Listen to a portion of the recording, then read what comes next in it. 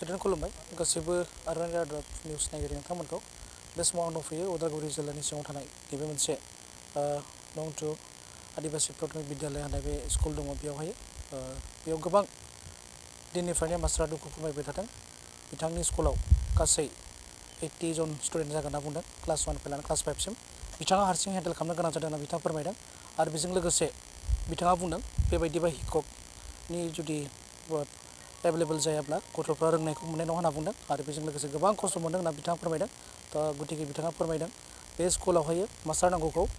थाबैनो फुलफिल खालामना होगोन होननानै बिटिआर सरखारखौ खावलायदों बा आसाम सरखारखौ खावलायदों बे समाव खावलायो केमेरा पर्सन मोर नाम श्री शिबु सोरेन 2 नং आमजुली आदिबासी प्राथमिक विद्यालय प्रधान शिक्षक हूँ मैं अकलहरिया शिक्षके 78 स्टूडेंटक पढ़ाब लगा है क्लास 1 पर क्लास 5 लैके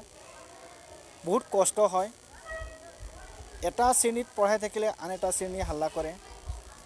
और एटा श्रेणीक पढ़ाले तेनेके आन एटा श्रेणी रही जाए माने तारे उपरिও आमार कष्ट इटुए है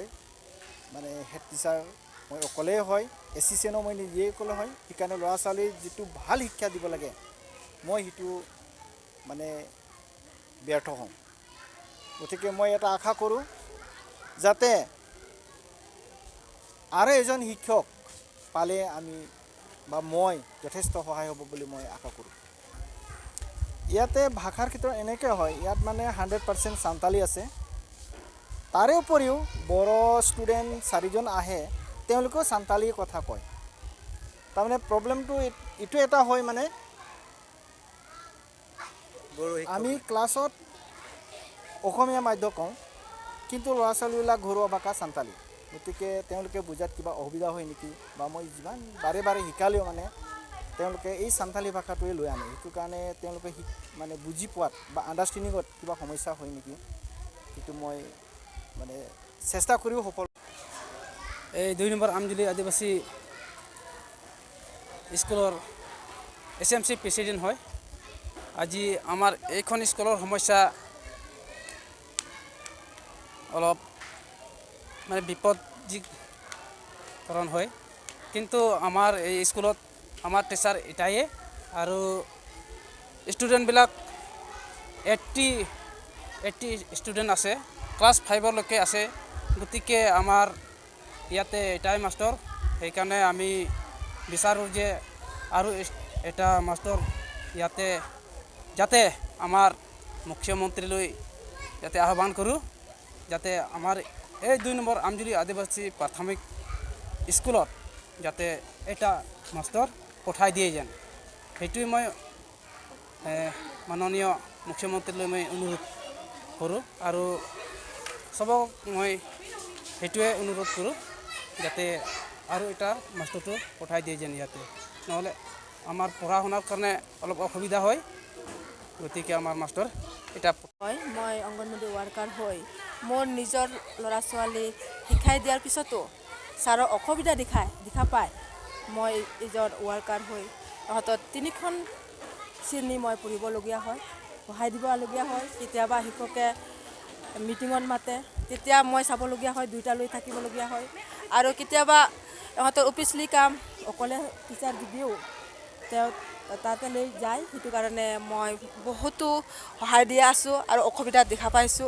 আমি এটোই অনুৰোধ কৰো যে ইয়াতে সাঁওতালি বাহিৰে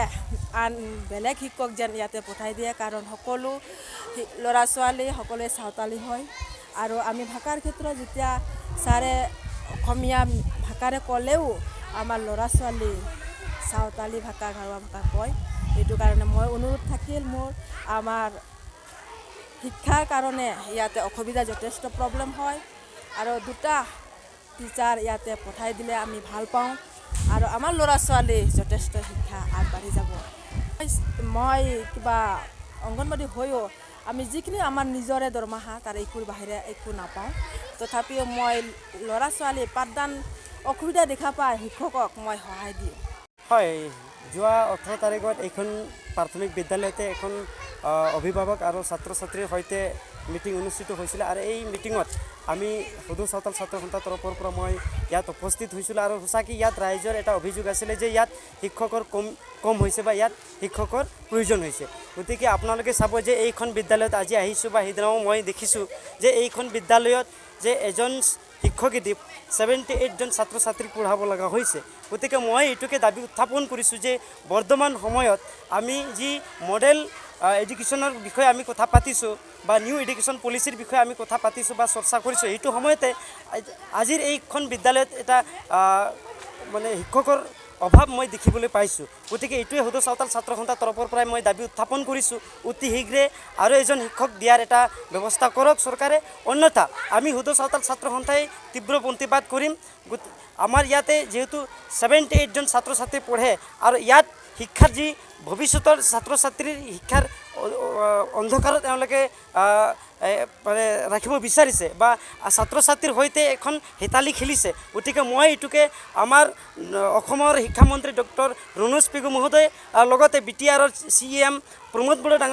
ডাঙৰীয়া মহোদয়, মই এইটোকে দাবী উত্থাপন কৰিছোঁ যে আপোনালোকৰ এইখন স্কুল যাতে এনেধৰণে এজন শিক্ষক এটি চলাব লগা হয় যে ইমানখিনি স্কুল আছে বা হয়তো তেনেকুৱা বেকৱাৰ্ড জেগাত এনেকুৱা স্কুল আছে, সেই স্কুলসমূহৰ কি অৱস্থা হ'ব। আৰু আপোনালোকে যি চাওতাল ছাত্ৰ সন্থাৰ